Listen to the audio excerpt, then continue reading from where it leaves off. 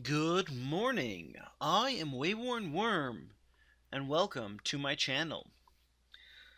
So today was originally scheduled to be the next part of the second rise of the Roman Empire, which will probably be tomorrow, but today has been primarily about cleaning up my workspace, getting it better situated, and working on a few things for the future. So, I thought, in the spirit of trying different things this week, as I said in my video yesterday, we're going to be trying out new upload schedules, and I'm going to be testing out a couple ideas for new series. I thought today I would start off with a video talking about several games and one book that really shaped the incredibly nerdy person I am today,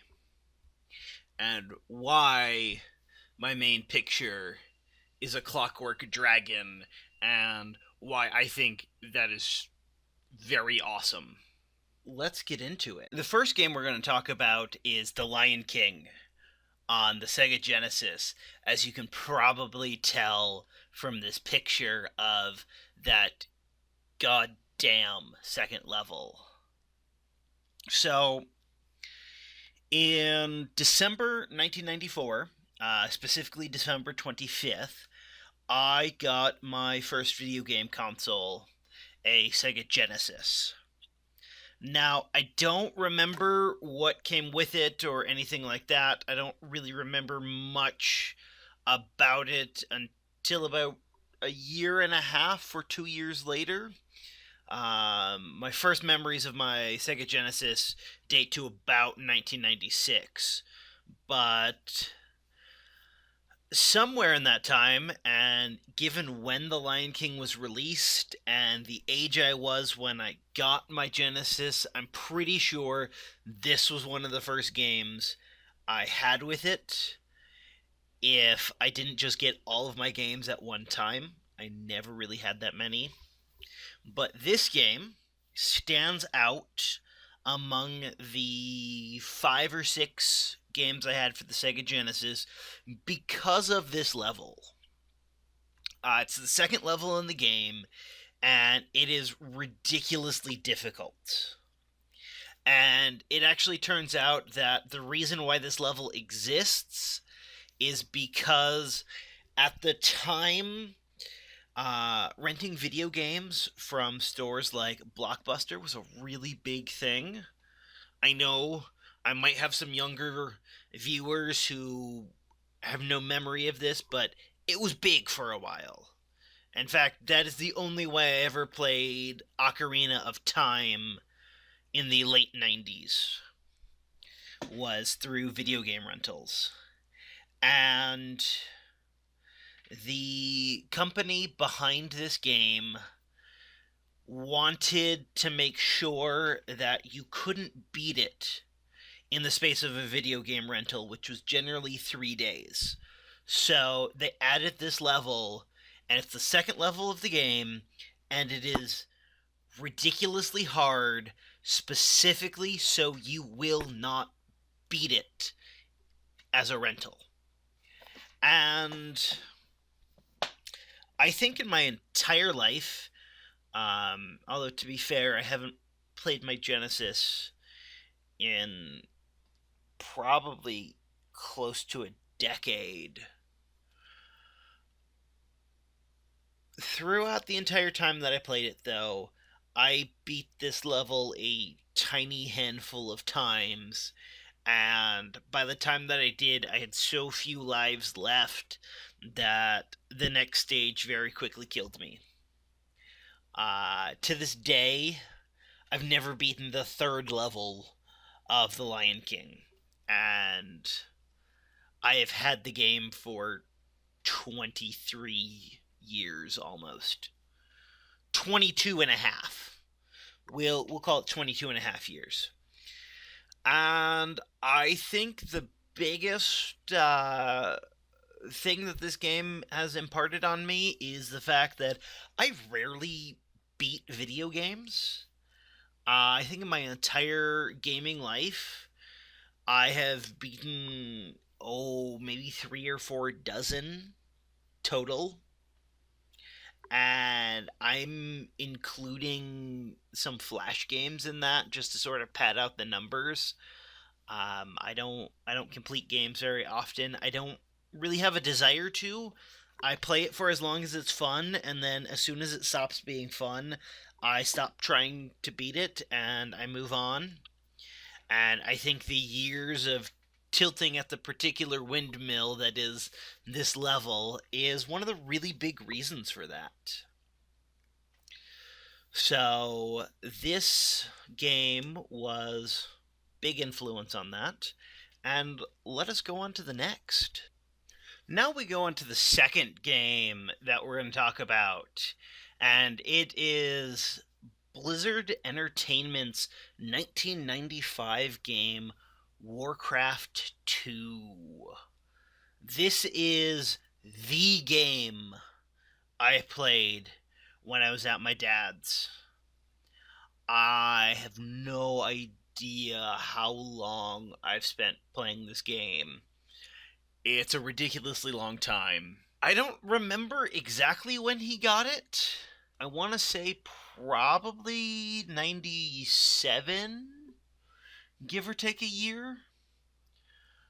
But this game was really my first introduction into fantasy.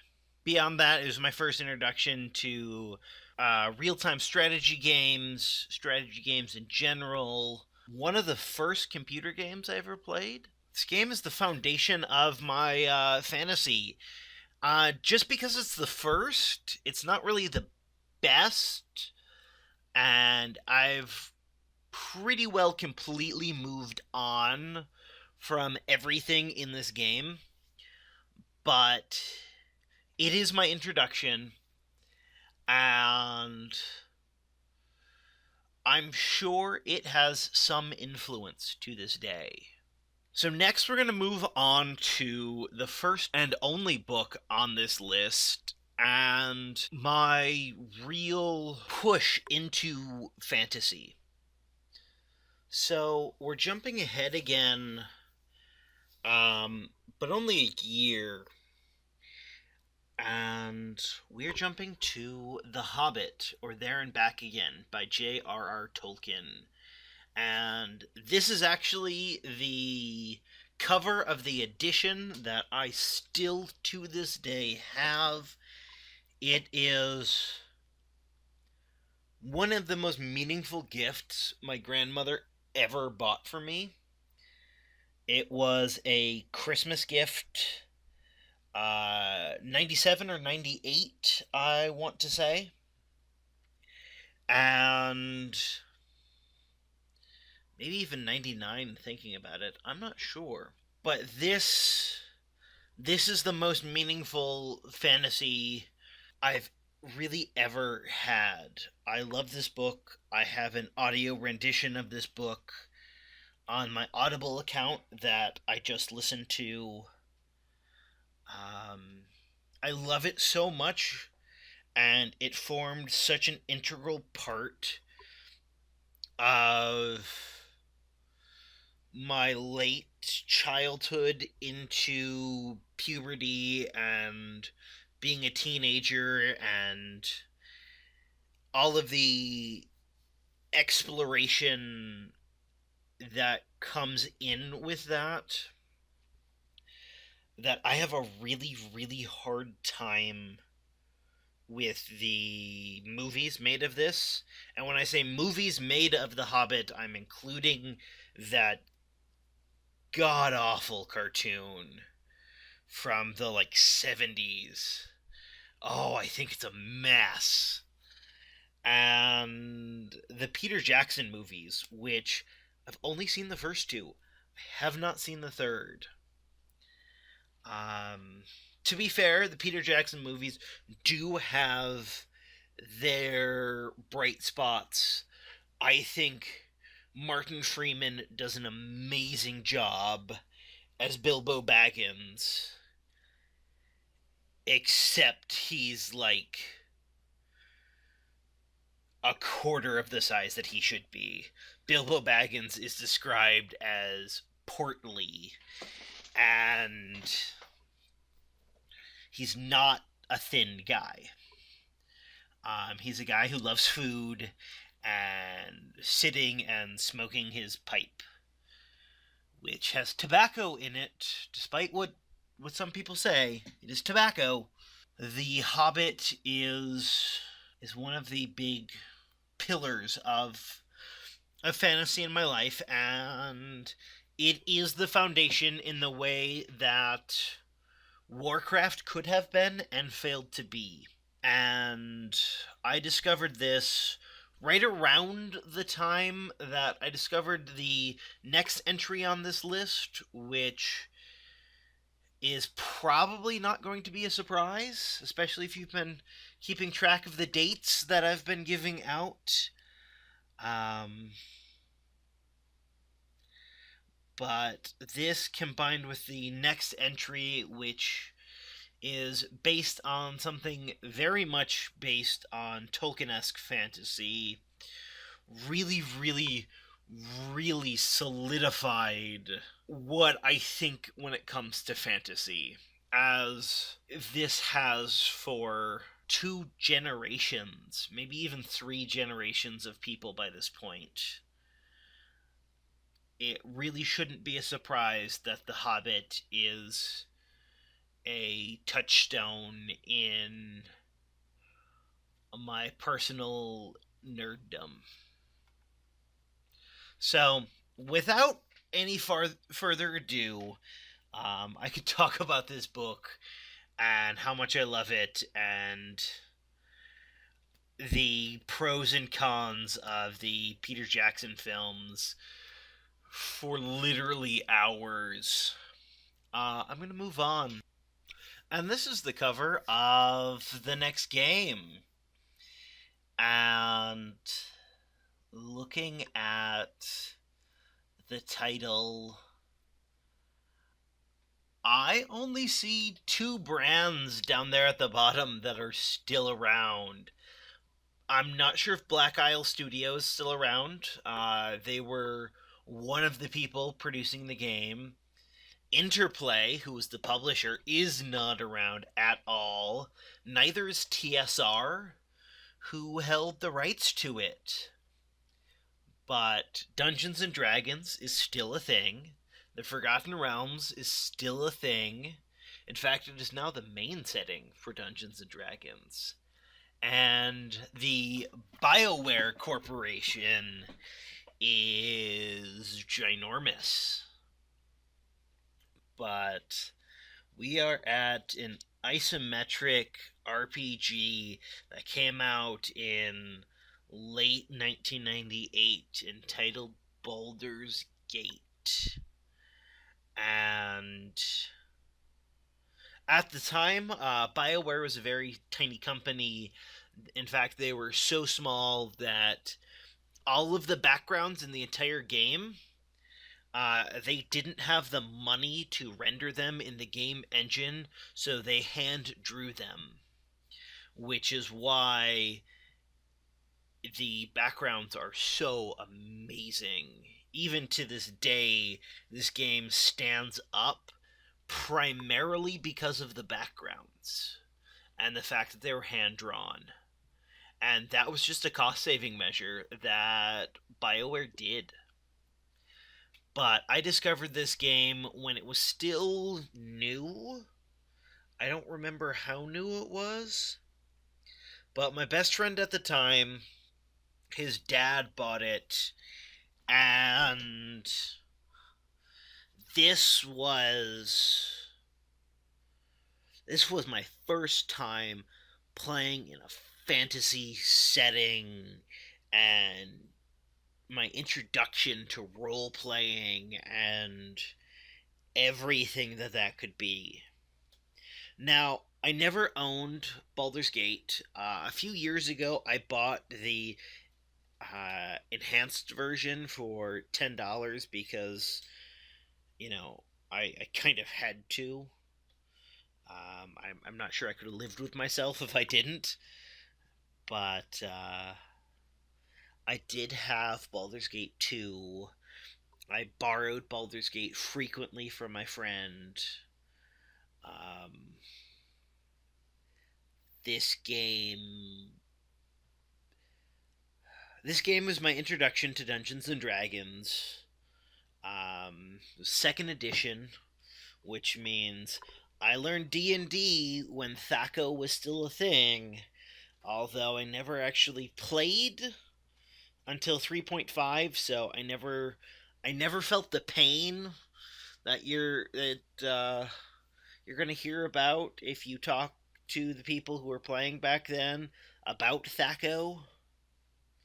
So, but this game is one of the most important games in my life. It is an underpinning in everything I have. Almost every time I've ever played in the Forgotten Realms, I've played on the Sword Coast because that's where Baldur's Gate is. That's where this game was set.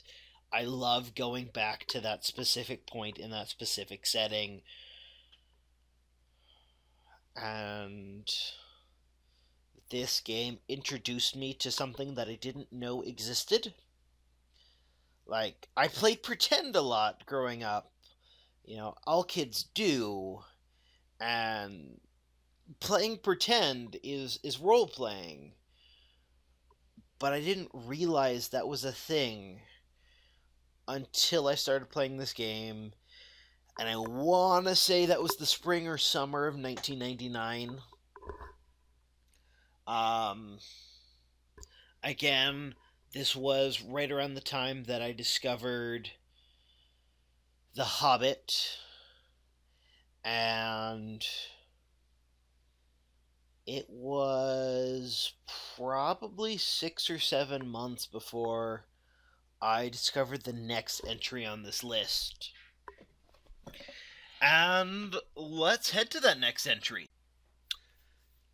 December 31st, 1999, 7 p.m. My mom, my best friend, and I sat down at the main computer.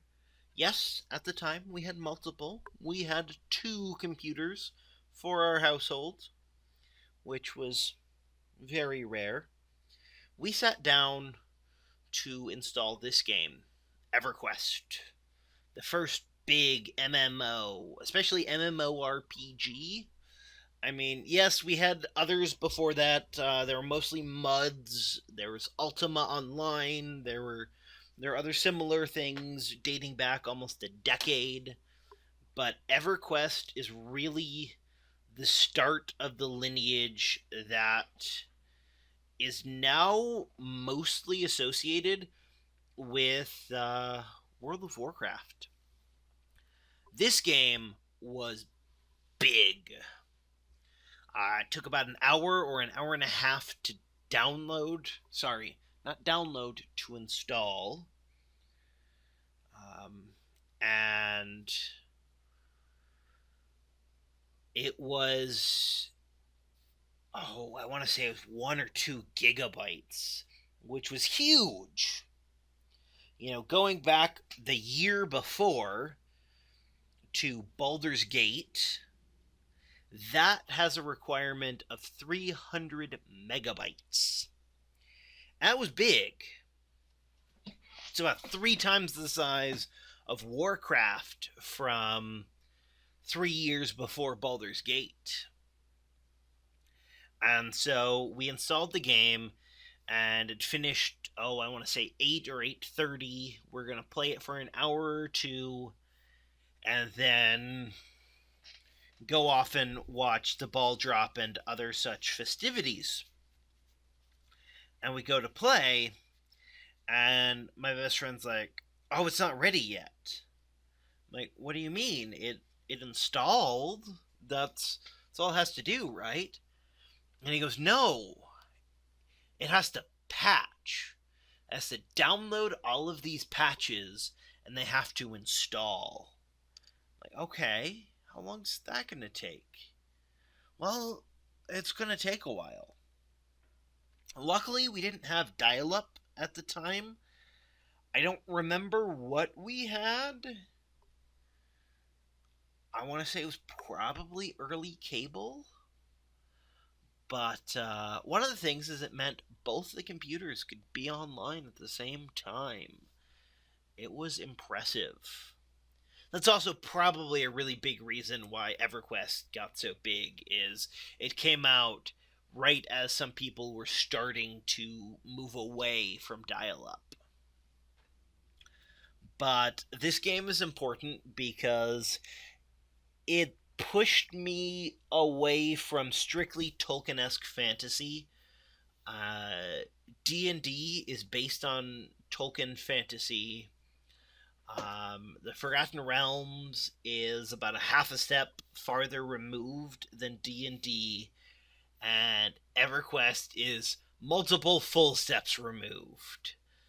The main reason why this game is important is how it shows up when getting me into the next game. And so it's just kind of the bridging point, but it's a very important bridging point, which is why it's included in this video. But let's move on to the last and quite possibly most important game, The Elder Scrolls III Morrowind. I discovered this game, I want to say 2002, maybe 2003. And this is the most influential game I've ever played. And it is one of my favorites of all time.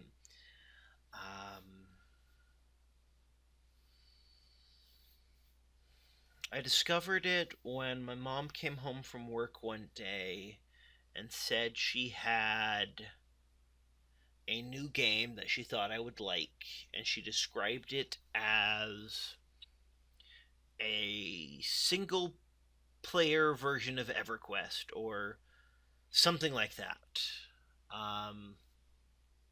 Which is a terrible way of describing Morrowind. But I understand why that was the description she used, and it worked. By the time I had started playing this game, so by the time she brought it home, I'd pretty much stopped playing EverQuest. I have a thing with MMOs where I can get to about 15th or so level before I get bored and stop playing. But Morrowind, I've dumped so much time into this game. It is so influential that today the Elder Scrolls Online, the Morrowind expansion launches, and I read a article about the expansion that states that for those who were really shaped by Morrowind, this expansion feels like going home. It gets that game without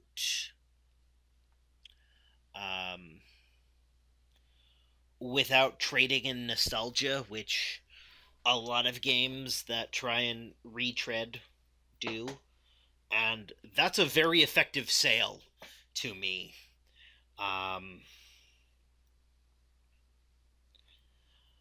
Like,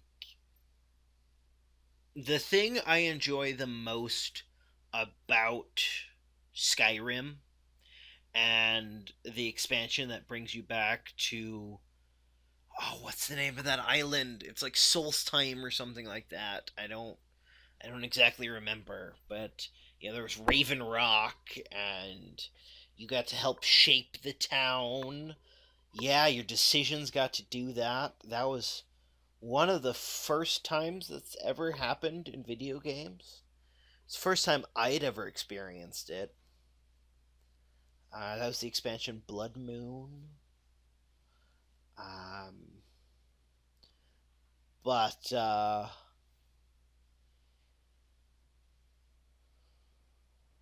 the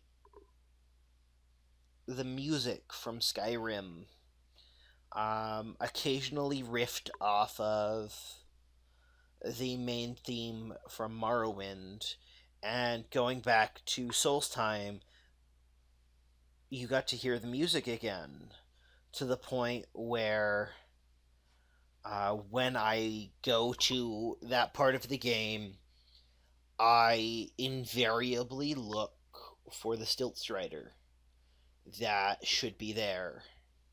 It should be making the noise because that's just it's that ingrained in my head. Um, going to the customs house, talking to the guy, how much voice acting was in the Elder Scrolls 3 Morrowind. In fact, the next game in the series, Oblivion, would be the first game where every line of dialogue was voiced. And because of that, Oblivion, half of its game files were the sound files for that voice acting. I I've really looked into Oblivion when it came out. It was one of the first games I had hype for, and it didn't live up to that hype because Morrowind was Morrowind was this amazing, perfect game that will not. There's not going to be another game that's going to affect me like Morrowind is. I hope that I'm wrong when I'm saying this, but Morrowind affected me in such a way I don't think any other game can. Um, it sits up there next to the Hobbit with how central the game is to my core ideas about fantasy and a lot of my core nerdiness. Going on from Morrowind, I would start playing D&D about 2 years later, after I'd moved across the country, and I'd really start running games about 2.5 years after Morrowind. And I would continue. I'd continue my nerdiness into D&D and Call of Cthulhu and Mass Effect. Mass Effect was a huge game. Um, and then Dragon Age with its subtle callbacks to Baldur's Gate. I mean, we're not at the end of the line of what would help build my fantasy library. Soon after Morrowind came out, there was BioWare's Knights of the Old Republic, and that would really um, solidify a lot for me. But Morrowind is influential in a way that games after it haven't been. Games before it weren't. And I cannot undersell or understate what Morrowind meant and means to me. I still go back occasionally and play it. Um, in my eyes, it's as great today as back in 2002, even though, we've moved graphically so far beyond the best that Morrowind could achieve. Um,